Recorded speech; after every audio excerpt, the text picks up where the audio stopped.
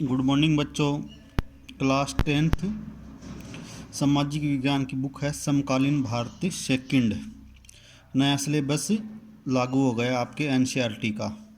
इसमें हम आज फर्स्ट चैप्टर पढ़ेंगे, संसाधन और विकास। संसाधन बच्चों, हम इसमें संसाधन में पढ़ेंगे कि जो हमें प्रकृति से मिलते हैं या हम खुद अर्जित करते हैं, ऐसी चीज़ों को हम संसाधन कहते हैं। सबसे पहले पढ़ेंगे उत्पत्ति के आधार पर जैव और अजैव। जैव में जैसे बच्चों मनुष्य, पशु पक्षी, मत्स्य। अजैव में जो चट्टानें होती हैं, निर्जीव वस्तुएं अजैव संसाधन में आती है। समाप्तता के आधार पर संसाधन नवीनीकरणीय योग्य और अनवीनीकरणीय। कुछ संसाधन ऐसे होते हैं कि वो धीरे धीरे खत्म होने लगते हैं, एक बार दोहन करने के बाद वापस उनका दोहन नहीं होता, और कुछ का दोहन दोबारा हो जाता है, वो नवीनीकरणीय या अनवीनीकरणीय संसाधन में आते हैं। स्वामित्व के आधार पर बच्चों संसाधन होते हैं व्यक्तिगत, सामूहिक, राष्ट्रीय और अंतर्राष्ट्रीय। व्यक्तिगत जिसमें बच्चों व्यक्ति का खुद का अधिकार होता है, जैसे निजी संपत्ति होती है, ये व्यक्तिगत संसाधन है कि इसमें व्यक्ति का अपने आप का अधिकार, उसकी निजी संपत्ति है। सामुदायिक जैसे गवर्नमेंट चीज़ें होती हैं, गवर्नमेंट स्कूल है, वो सामुदायिक है। और राष्ट्रीय अंतर्राष्ट्रीय संसाधन इसके प्रकार हैं। विकास के आधार पर संभावी, विकसित, भंडार और संचित कोष। विकास के आधार पर संभावित इन संसाधनों का भंडार गवर्नमेंट द्वारा किया जाता है। इन संसाधनों को गवर्नमेंट संचित करती है, उन भंडारों में रखती है, इन संसाधनों में आते हैं।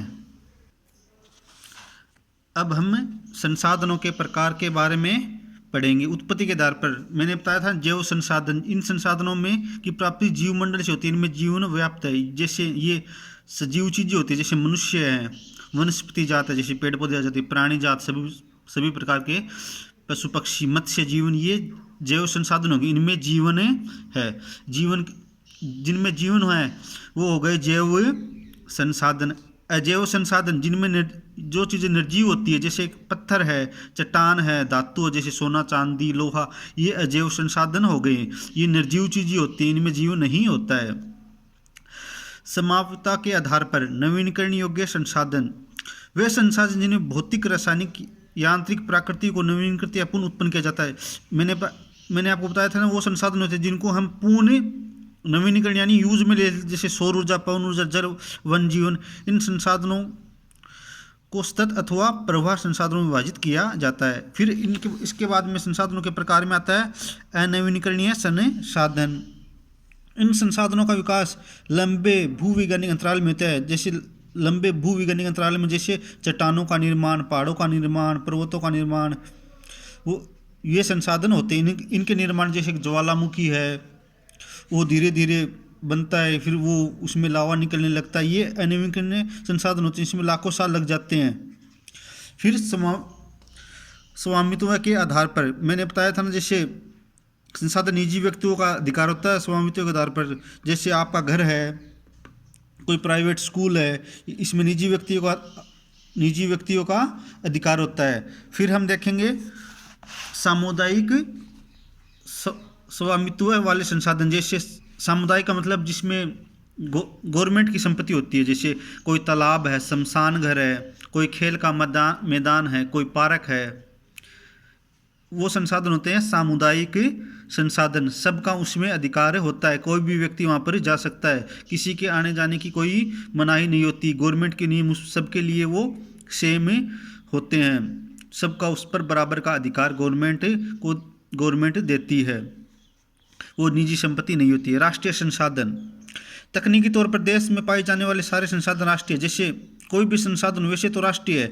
देश की सरकार, कानूनी अधिकारी व्यक्तिगत संसाधनों को भी आम जनता के हित में अधिग्रहण कर सकते हैं। अधिग्रहण का मतलब होता है कि बच्चों जैसे आपके गवर्नमेंट की कोई योजना है कि कहीं पर सड़क जा रही है, आपका खेत फील्ड उसके बीच में आता है, तो गवर्नमेंट को ये राइट्स होता है कि आपकी भूमि को गवर्नमेंट अधिग्रहित कर सकती है और आपको बदले में मुआवजा देती है। जैसे सड़क निर्माण, रेलवे लाइन व्यक्तिगत स्वामित्व वाले खेतों से बनी होती है। जैसे कोई सड़क बनेगी, रेल की लाइन निकलेगी, आपका खेत उसके बीच में आ गया, तो गवर्नमेंट आपकी संपत्ति पर कब्जा कर सकती है। बदले में आपको गवर्नमेंट जो स्कीम होती है उसके अनुसार आपको मुआवजा देती है। अंतर्राष्ट्रीय संसाधन, इन संसाधनों में कुछ अंतर्राष्ट्रीय संस्थाएं संसाधनों को नियंत्रित करती हैं। तट रेखा से 200 समुद्री मील की दूरी पर खुले महासागरीय संसाधन किसी भी देश का अधिकार नहीं है। जैसे समुद्रों की 200 मील की दूरी होती है, वहाँ पर किसी का अधिकार नहीं होता है। इन संसाधनों को अंतर्राष्ट्रीय संसाधन कहा जा सकता है। उसके बाद में बच्चों हम पढ़ेंगे विकास के स्तर के आधार पर। सबसे पहले संभावी संसाधन।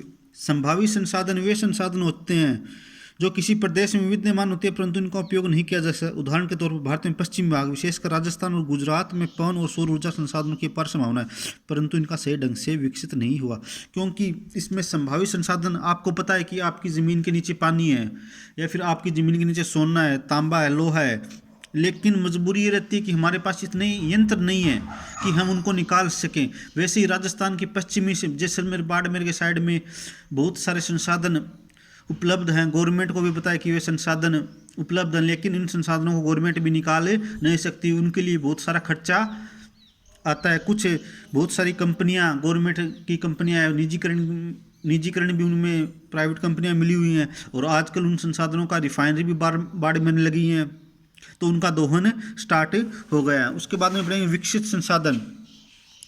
ये विकसित संसाधनों में वे संसाधन होते हैं जिनको हमको पता है उनका सर्वेक्षण हो गया है और गवर्नमेंट उनको निकालने के लिए प्रयासरत है। उनकी मात्रा की निर्धारित की जा सकती, मतलब मशीनों से आजकल क्या पता चल जाता है कि ज़मीन के नीचे क्या है।